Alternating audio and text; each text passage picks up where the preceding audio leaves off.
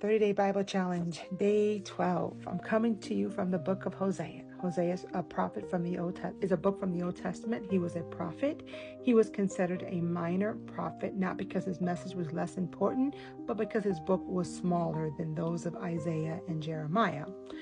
Hosea was the prophet to the northern of Israel, the northern kingdom of Israel. Remember when I told you before that Israel had split just after King Solomon, after his son Rehoboam became king. Remember, he had those advisors. He had the ones that were the older, wiser advisors, but he listened to his friends that told him to be harder on Israel, and they rebelled and they broke the kingdom. Judea and Benjamin stayed under the Davidic line of David, and Israel had different kings and different dynasties based upon their disobedience to God and how God destroyed them. Hosea was living in a time where Israel was living in a state of prosperity.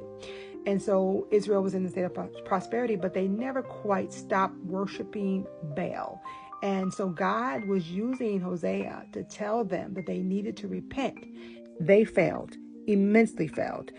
I'm reading from the book of Hosea, chapter 10, verses 12 and 13. God speaking to the people of Israel through the prophet of Hosea. I said, plant the good seeds of righteousness, and you will harvest a crop of love.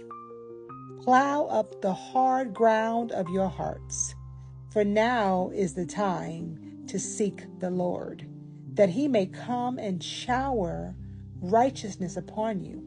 But you have cultivated wickedness and harvested a thriving crop of sins. You have eaten the fruit of lies, trusting in your own might and in your numerous warriors. So he's telling them, you're on the wrong path. You're trusting in your own ability.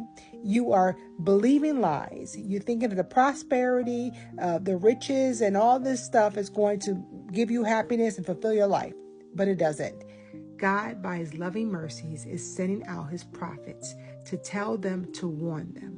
The Old Testament prophets and the story of the Israelites is a precautionary tale for us. God is constantly reaching out to us, have a relationship with us, but we are so caught up in everything but that. We're so caught up in prosperity, success, money. None of that brings you peace. None of that brings you joy. Don't believe the lie. Peace only comes through right relationship with God. You want to be restored. You want the joy. You want to have the joy that surpasses all understanding. Seek God.